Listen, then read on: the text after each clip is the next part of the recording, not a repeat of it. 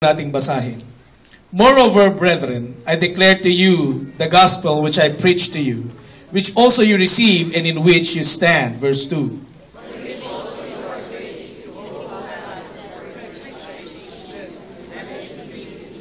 For I delivered to you first of all that which I also received, that Christ died for our sins according to the Scriptures. Verse 4.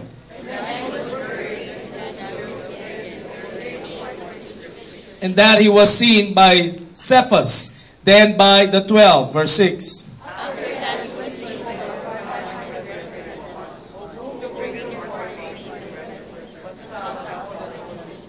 After that he was seen by James, then by the apostles. Verse 8.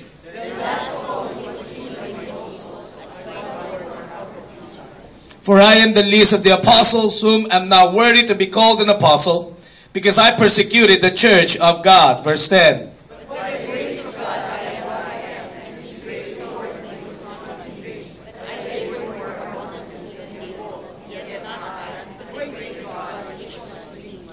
Therefore, whether it was I or they, so we preach, and so you believe.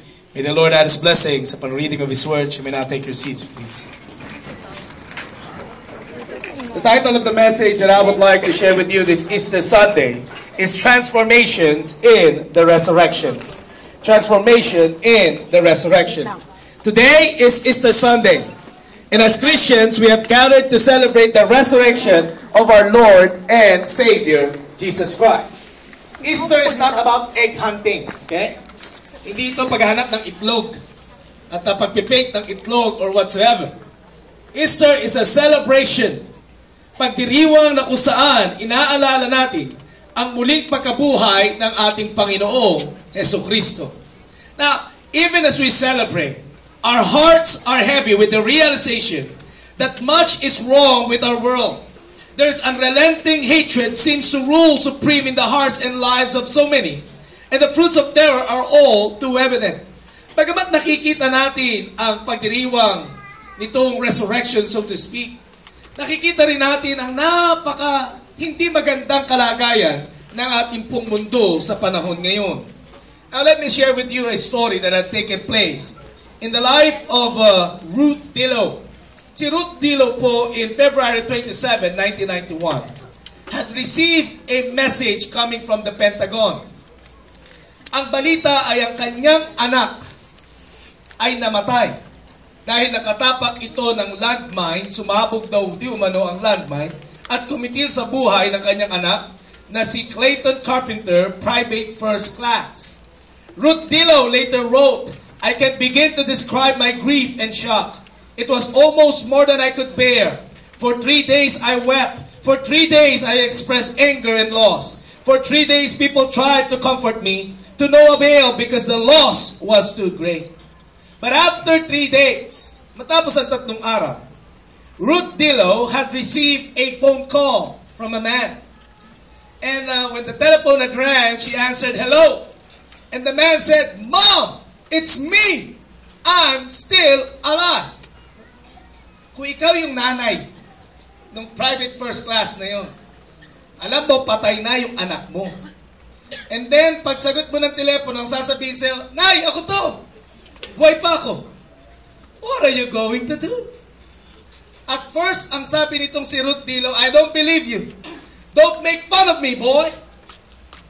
But the man said, Mom, it's me. I'm alive. Anong sabi ni Ruth Dillow?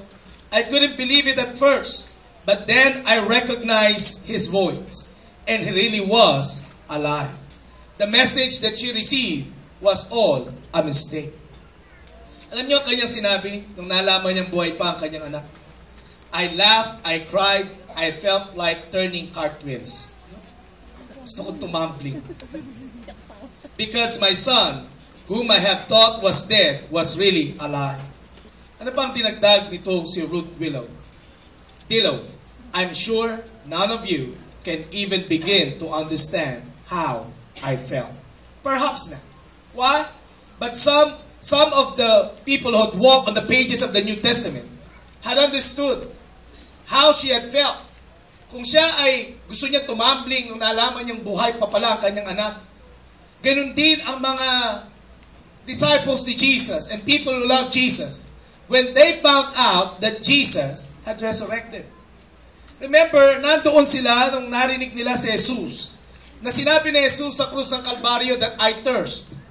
They were there and they had listened on how Jesus had spoken, my God, why thou hast forsaken me? They had listened as finally he bowed his head and said, it is finished.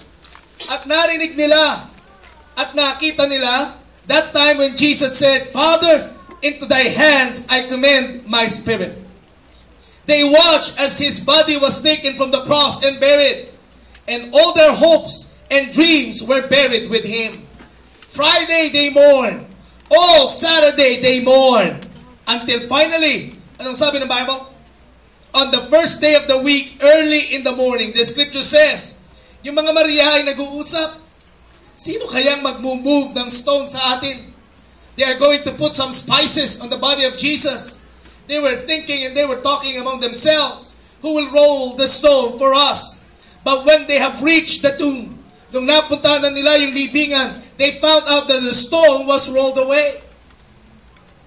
At nakita nilang bukas na ang libingan iyan, they found an angel. They saw an angel that had spoken, He is not here, He has risen.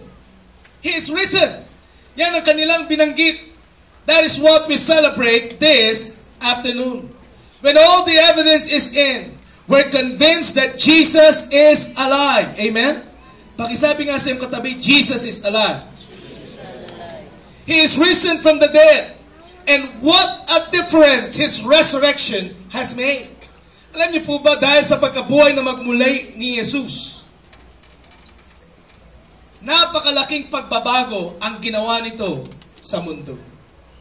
At napakalaking pagbabago ang ginawa nito sa buhay ng bawat isa sa atin.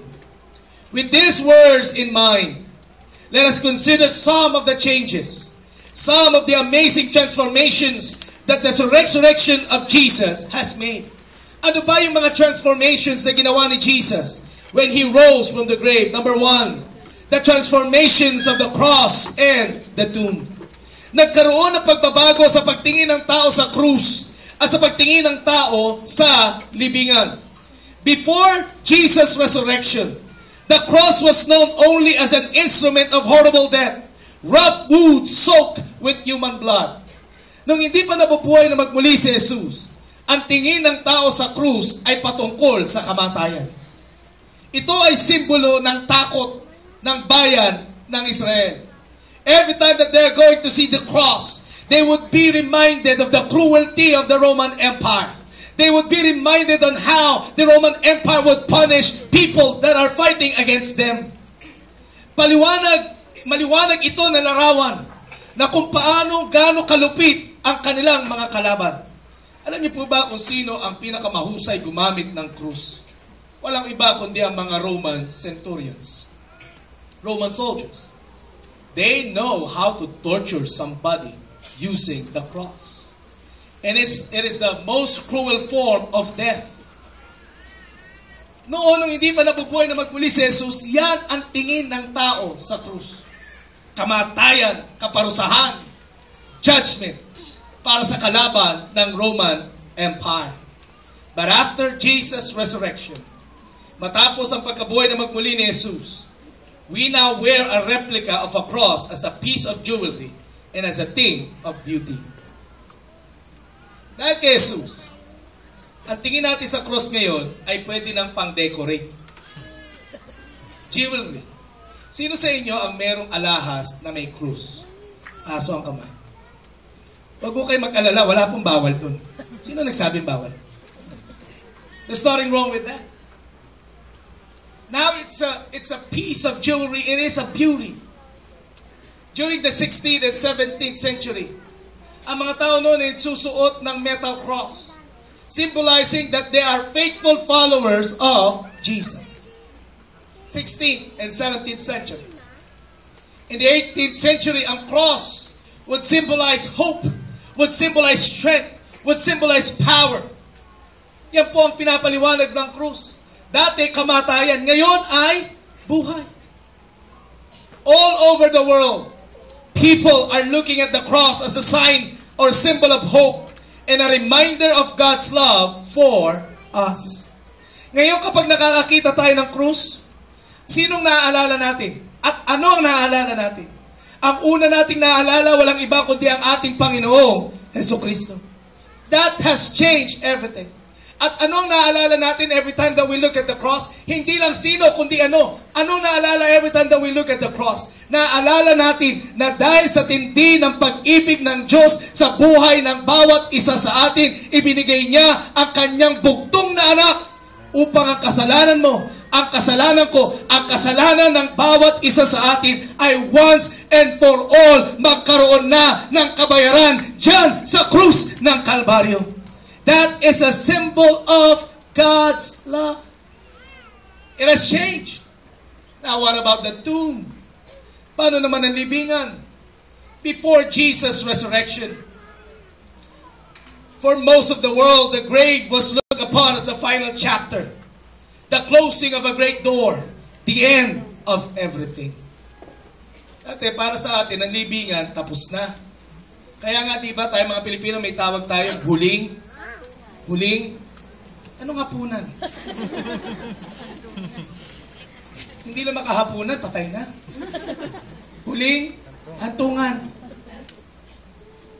Huling hantungan. Dahil para sa atin, kahit tayo mga Pilipino, tingin natin sa libingan is the end of everything. But I want you to listen to this. After Jesus' resurrection, we can rejoice today that beyond death is where life really begins. And life will never end.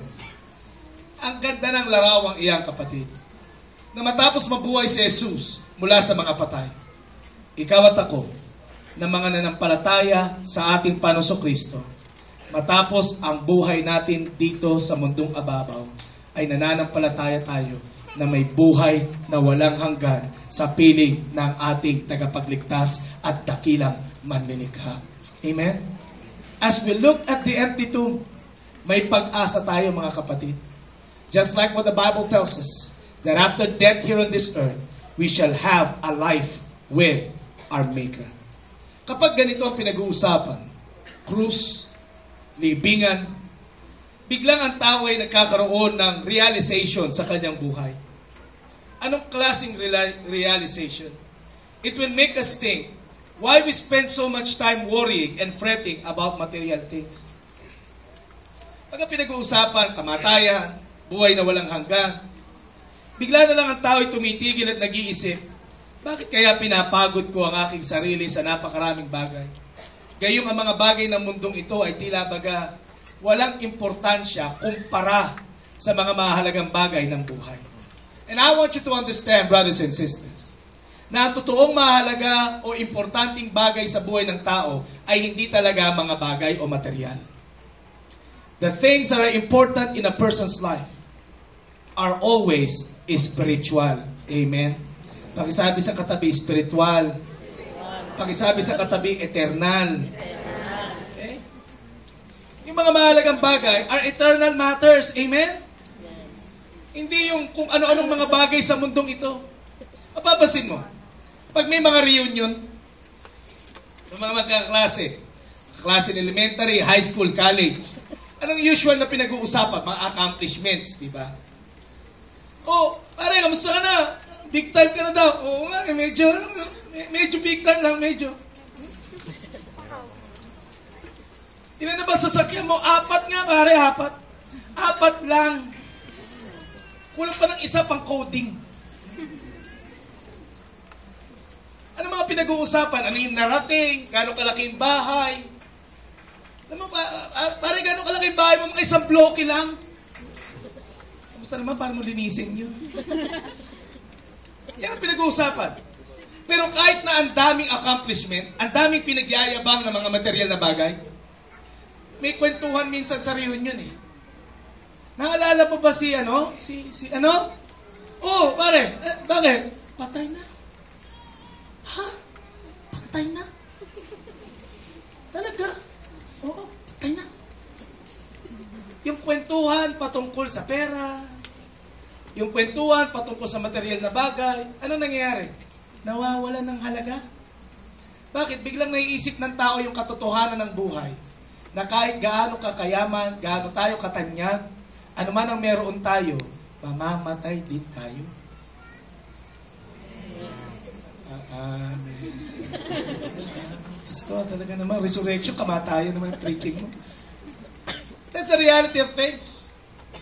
Bigla nating nauunawa, mga kapatid, na gaano man karami ang ating mga bank accounts. Dami. At daming laman. Pagpantay ng mga paa natin, wala naman tayong pwedeng dalhin. Maliwanag? Kahit ipabaon pa sa'yo yung passbook mo. Saan bang withdrawal nun? It's useless. Hindi mo madadala yun. Tayo pa naman Pilipino, di ba? May mga pamahiin tayo, mga pinadadala pa ng pera. Tapos may papahawak. Pambayad daw yun sa pantawid.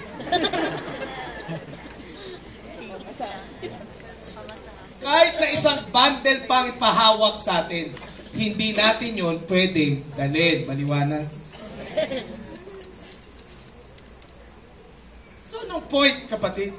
Naiintindihan natin na ang mga bagay na importante ay hindi pera, hindi damit, hindi kotse, at hindi kung ano-ano mang bagay na matatagpuan sa mundong ito.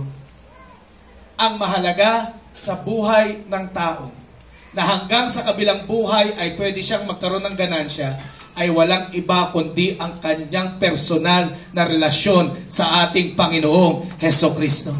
That's the kind of relationship, that's the kind of treasure that you and I must have in life. Maliwanag, kapatid, sinabi nitong si Dale Evans, I spent most of my life searching for a pot of gold at the end of the rainbow. Then I finally found it at the foot of the cross. If you're looking for true riches in life, hindi mo na kailangan maghanap ng pot of gold at the end of the rainbow.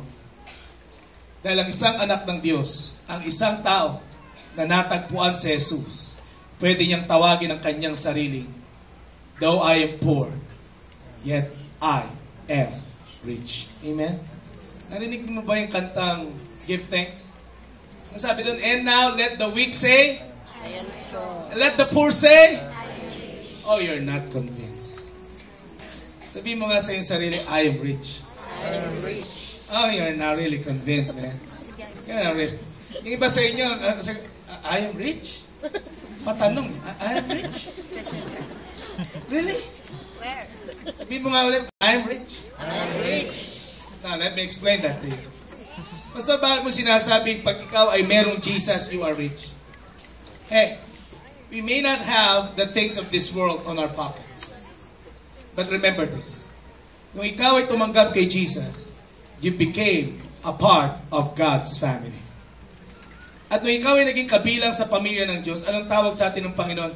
Heirs of the kingdom of God. Tagapagmana ng kaharian ng Diyos. And the Bible tells us that His kingdom, the kingdom of God will know no end. The kingdom of God will never fail. The kingdom of God will endure everlasting to everlasting.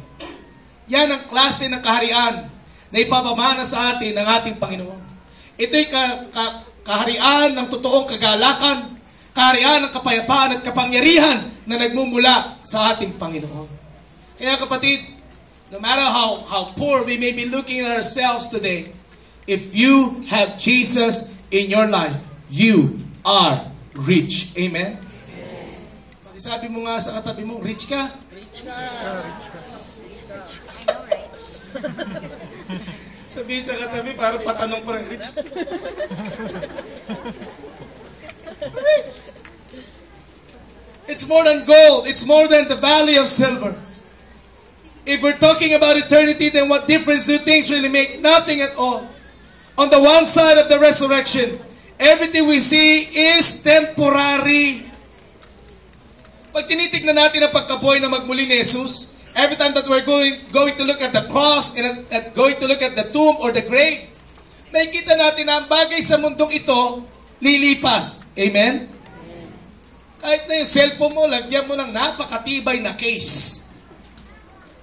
Kahit pinakamamahal na mga screen protector. You know that time will come, it will break down. Kahit nagaano mo, himasin yung sasakyan mo. Talaga naman kapag may nakakita na ako ng gano'n eh. Pag may humawak doon sa sasakyan, may basahan ka. Humawakan. Gusto naman. Ano, pag nagdadrive ka, may humawak, bababa ka pa.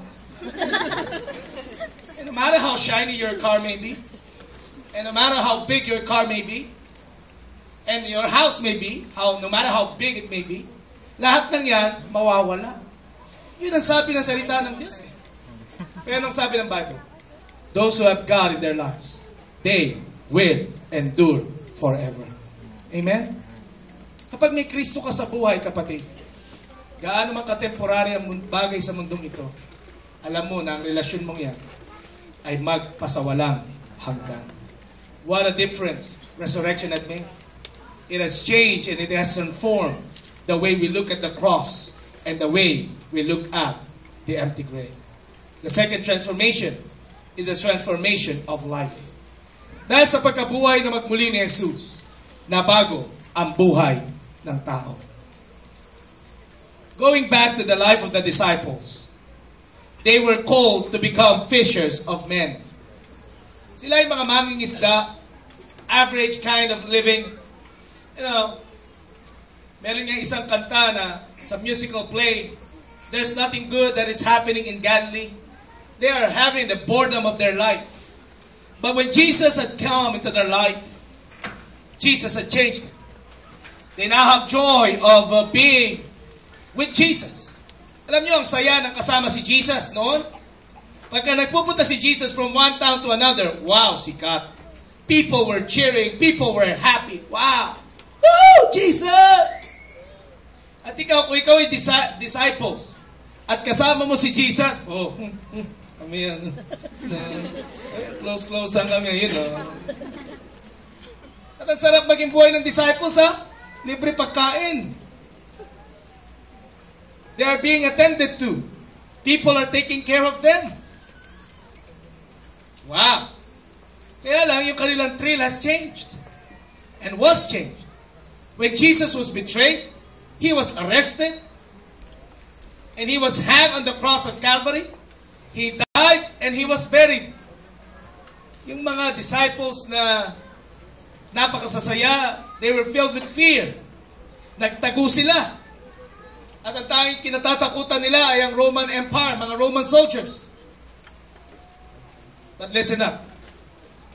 When they heard, and when they have seen with their own eyes, na si Jesus ay nabuhay na magmuli, it has changed their life. Yung mga disciples na punong-puno ng takot, anong nangyari sa kanila? They had been so bold in preaching the gospel. Anong sabi ng Bible in the book of Acts? Kahit na iharap mo sila sa high priest, kahit na iharap mo sila kahit kaninong tao, they will always speak of the life of the Lord Jesus Christ. Nabago ang buhay. And history will tell us na kahit na sila ay ipakain mo sa leon, kahit sila ay sunugin ng buhay, pugutan ng ulo, kailanman ay hindi nila itatanggi ang katotohanan si Jesus ay nabuhay na magmuli. The resurrection of Jesus had transformed these people's lives. At ang pagkabuhay na magmuli ni Jesus ay nagbago rin ng buhay mo at ng buhay ko. You know what, have you ever read the newspaper lately? Nagbabasa pa po ba kayo ng dyaryo?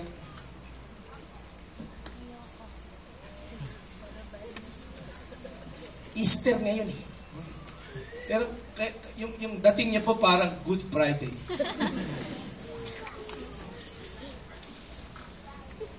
Kayo po ba'y nakikinig ng balita sa radyo? Nandito po ba kayo? Parang may hangover, parang napaka. Kung hindi nakanganga, parang hirap, no? Kayo po ba'y nanonood ng TV? Nanonood ng balita. Puro kasi teleserye. As you listen to the news and as you watch the news, you will be very depressed. Kasi wala na yatang magandang balita.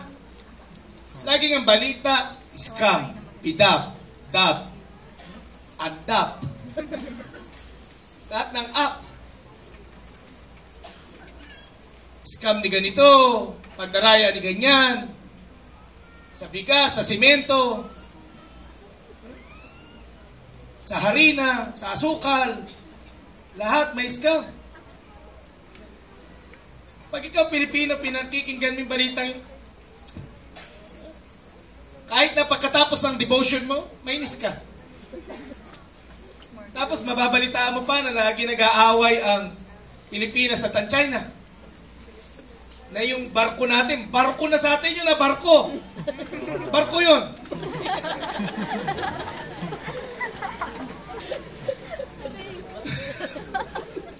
Sa atin, ang tingin natin sa barko natin, barko. Ang tingin nila sa barko natin, bangka. Mababalitaan natin yun na haharangin yung barko natin. Binubuli tayo. Mababalitaan mo na ang liwaliwanag naman. Kahit na hindi ka nag-aral, pag nakita mo sa mapa nasan yung isla, nantuno ka dikit. You begin to, what a news. You'll get depressed. Nandyan ang away ng Russia at ng Ukraine. Nandyan ang panakanakang pag-atake sa Israel. Ang hindi matapos na awayan nila doon sa Gaza Strip. And things like those. As you listen to the news, malalaman mo may mga bagong sakit. Dati ang dengue, isa lang, dengue, period. Ngayon may dengue shock. May dengue wave. Ano ba yun? Get depressed. Tapos mababalitaan mo na sa darating na May 1, sa Labor Day, ganun lang yung wala man lang aumento sa sahod. Puro holiday, wala. You'll get depressed. You know what I'm talking about? Ang maraming tao ngayon, according to survey, sinasabi nilang tila baga wala nang mabuting balita. You know what? If you watch and listen very long, you can be filled with despair. Nakakapagod. Punong-puno ng kalungkutan ang mga balita ngayon. However, in contrary, Jesus said, I have come to bring you life and that more abundantly, to show you how to live, to bring you hope and joy, and peace and love, to give you a reason for living. Kapatid, nung si Jesus ay nabuhay na magmuli, pinakita niya na ang buhay ng tao ay pwedeng magbago. So anong ibig sabihin nito sa buhay ng bawat isa sa atin? Kung meron kang Jesus sa puso mo, sa buhay mo, gaano man katindi o kapangit ang balita ng mundo natin sa ngayon, at anuman ang problema na meron ka sa ngayon, pwedeng ang isang Kristiyano ay makasumpong ng kalakasan at kapangyarihan o pag-asa sa kanyang Panginoong Hesukristo. Amen? Na kahit gaano kapangit ang balita, we know that God will always make a way in your life and in my life. I like what the people of God are always confessing. Anong sabi? Meron pong nag-send a message sa akin. Sabi niya, you know what, Pastor? Dati ang sabi, mahirap humanap ng trabaho. Totoo naman yun. Sa ating kalagayan ngayon, mataas ang unemployment rate. Pero nung sabi niya, iba talaga ang Kristiyano. Makinig ka, iba ang Kristiyano. Bakit? Sabi niya, Pastor, hindi pa ako gumagraduate, may trabaho na ako. Anong pinapakita nun sa atin, mga kapatid? Na ang Panginoon natin, pagka pinagkatiwalaan mo ng lubos, anuman ang sinasabing negatibong balita ng mundong ito, kayang gawing positibo yan ng ating Panginoong Hesukristo. Hallelujah! Your life and my life has been changed because of the power of the resurrection. Ano pa ang ginawa ng kapangyarihang iyan? You begin to understand that we are overcomers. Amen? Pakisabi nga sa katabi mo, mananagumpay ka. Pagkakasabi mo naman, talunan. Pakisabi mo ulit, mananagumpay ka. Bakit mananagumpay? Pag sinabing mananagumpay, hindi naman po tayo na-exempt sa anumang problema. May problema pa rin ang Christians, di ba? Hindi naman bed of roses ang Christians, di ba? Naku, pahina ng pahina, parang hindi sigurado. Nakakasakit pa rin tayo, di ba? Yes. We all experience bad things in life. Pero bakit tinawag naman na nagumpay? Alam niyo kung bakit?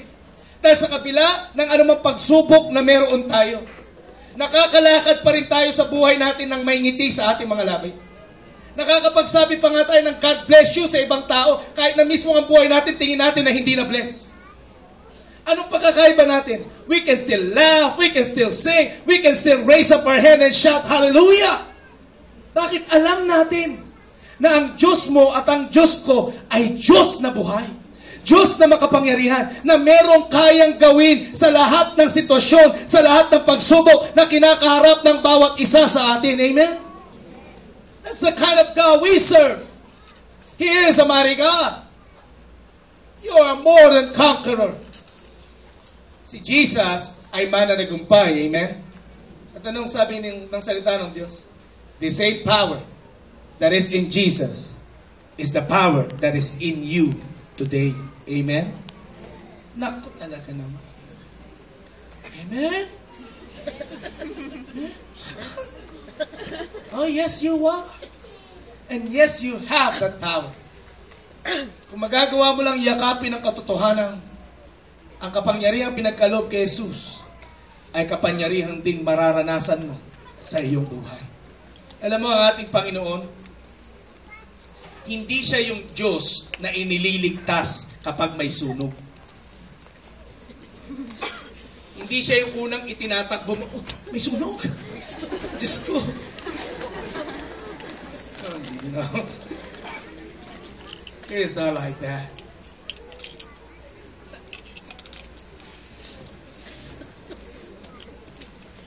You know, your God and my God, the Bible tells us, He is the maker of the heavens and the earth.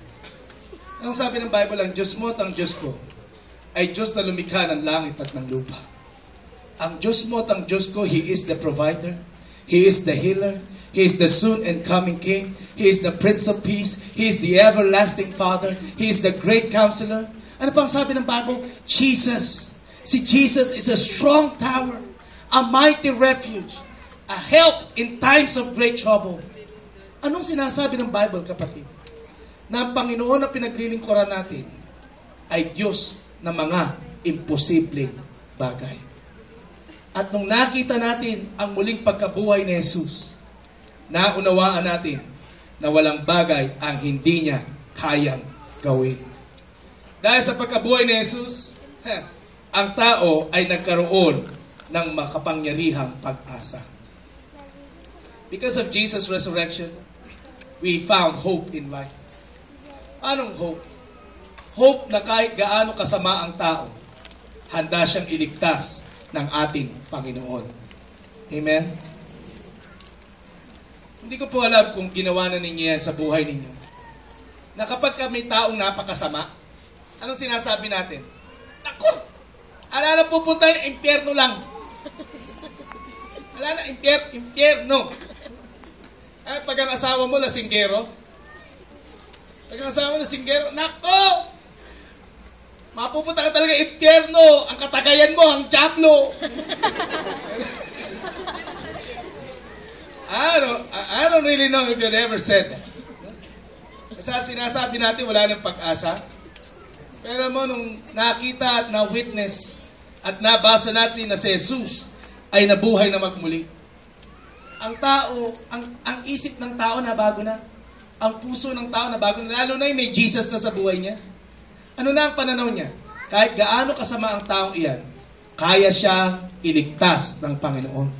Kaya gumawa ng paraan ang Diyos upang isang araw, ang taong iyan na sinasabing napakamakasalanan ay lalapit at magpapatira pa sa krus ng ating Panginoong Hesukristo. We found hope. We found hope. We found hope in the resurrection of the Lord Jesus Christ. And that has changed your life. And that has changed my life. Because of Jesus' resurrection, man's life has been changed. And for those who have trusted in the risen Savior, he can now have a victorious life. Ang mga Christians, masaya ang buhay. Amen? Ang mga Christians, ang lalakas tumawa. You know, this is my life's principle. Kung meron mang tao na dapat ay malakas tumawa, walang iba kundi mga Kristiyano. You know what? Bakit dapat mga Christians? Kasi tumatawa tayo, masaya tayo, hindi lamang paimbabaw. Because we know deep inside our hearts, we found true joy in our life. Natagpuan na natin yung totoong kasiyahan. Before, nung wala pa tayong mga Jesus sa buhay natin, lungkot ng buhay. Alam mo yan? You always want to find love in different places. And you're always being broken-hearted in different places. Tatawa ka, nakaka-identify ka. Nung wala pa tayong mga Jesus sa buhay natin, ang mga buhay natin, strike anywhere. Walang direksyon, walang meaning. Maayang mag-drugs, hala drugs. Maayang uminom, hala inom. Maayang kung saan pumunta, hala punta. Walang direksyon. Ang mga buhay natin nun, walang sigla. Para bagang umiikot na lang araw-araw, ikot, gising, kain, tambay, nood TV, tulog, gising, merienda, tambay, kain hapunan, nood TV, demanding pa, gusto ko yung channel 2. Kahit na lahat na kasama sa bahay, 7. Tapos pagkatapos tambay, kain, TV, kain na naman, tulog. The same old things. And I want you to understand, nung dumating si Jesus, nabago buhay natin. Amen? Yung dating mga buhay natin walang direksyon, binigyan ng direksyon ng Panginoon.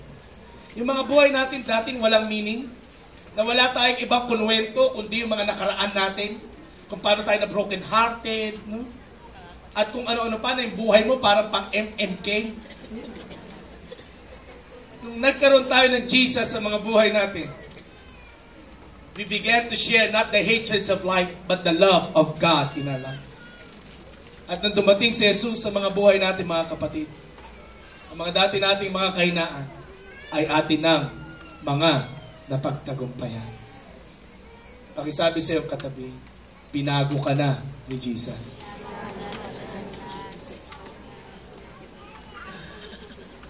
The resurrection of Christ has transformed your life and my life.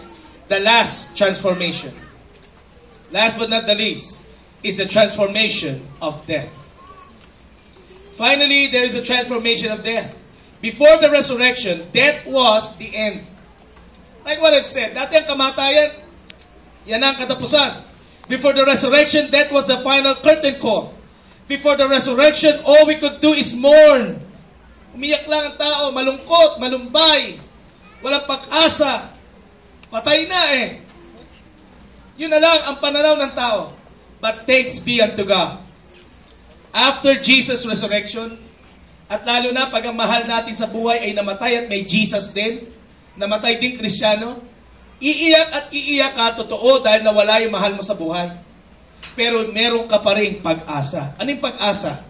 Pag-asang darating ang araw, kayo ay magkikitang muli sa piling ng ating Panginoong Hesukristo. Amen? Pag-asa sa isang mananampalataya na pag nawakas ang buhay natin dito sa mundong ibabaw, may mas magandang lugar na inihanda ang Diyos sa atin sa kanyang piling na tinatawag na kalangitan. Amen? Pag-asa.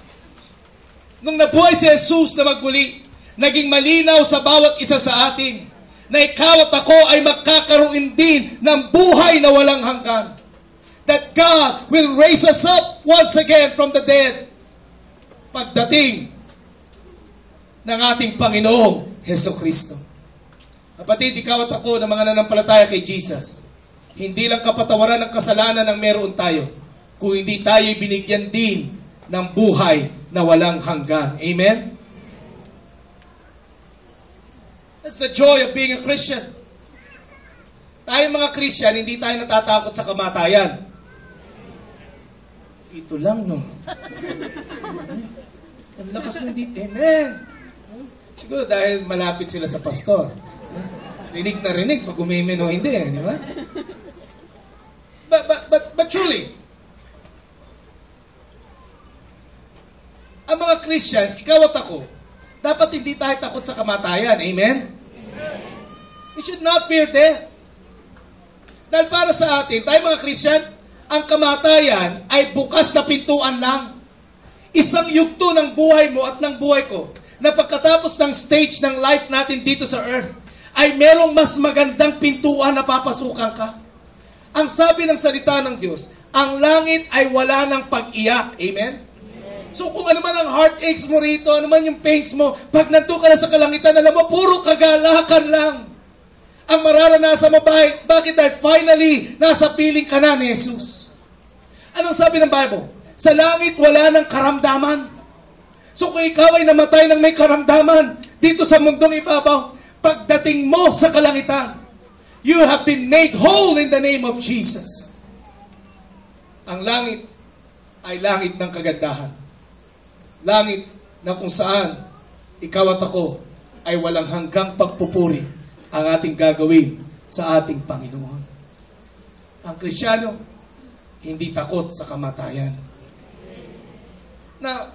Alam mo, Pastor, siguro may death wish ka na sa buhay mo. Ba't ganyan ka mag-preach? Every time that you'll be mentioning about death, you're not really fearful about it. But that's the fact that the Bible tells us. Hindi ko naman po sinasabi magsimatay na tayo ngayon. I'm not really saying that. Pero kung loobin ng Panginoon na magwakas na ang buhay natin dito, alam niyo ang Christian, pag namamatay, may smile. Kaya nga nung biruan natin mga Christian, pag mamamatay na, congratulations. I happened to have an experience of being with a Christian who was about to die. Siya po'y naghihingalo na ng time na yon when tinatawag ako, nagkita kami. I held him in my arms. Sabi ko sa kanya, let me pray for you. Pagpe-pray kita, kako. Sabi niya sa akin, wag na, Pastor, maaabala pa ako. Maabala? Maabala pa ako, maabala pa pagkikita namin ng Panginoon. Sabi ko sa kanya, anong gusto mong gawin ko? Wala, just be there.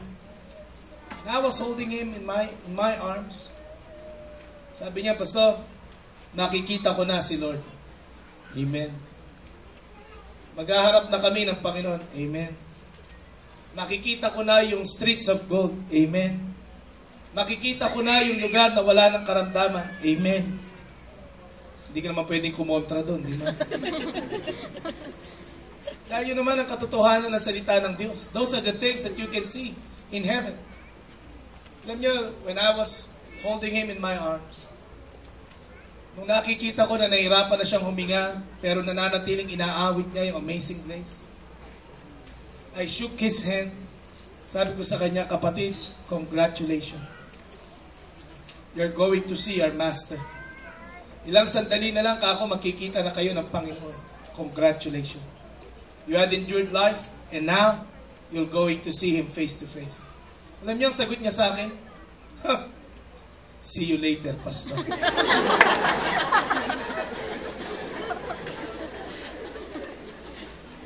Sumagot ako ng congratulations. Ang banat niya sa akin, see you later. You know what? Ang Kristiyano pag namamatay, a lot of Christians that I've seen dying, peaceful ang kanilang kamatayan. Kahit na may sakit, pag namamatay, payapa. May kita mo mas, Iba yung tinatawag nating aura. Pero mga taong walang Jesus sa buhay, pag namamatay, struggle. Kung ano-anong nangyayari. Pag namatay, hirap na hirap. That's the difference that we have. Amen? Perspective of death ay nabago sa atin bilang mga Christians. Alam natin na lahat tayo papanaw. Pero hindi natakot ang naghahari sa puso ng bawat isa sa atin. Bakit anong sabi ni Apostol Pablo na sinabi ni Jesus, O death, where is thy sting? O grave, where is thy victory? Thanks be to God who gives us the victory through our Lord Jesus Christ. Si Jesus ay napagtagumpayan ng lahat ng bagay. Maging ang kamatayan ay kanyang napagtagumpayan.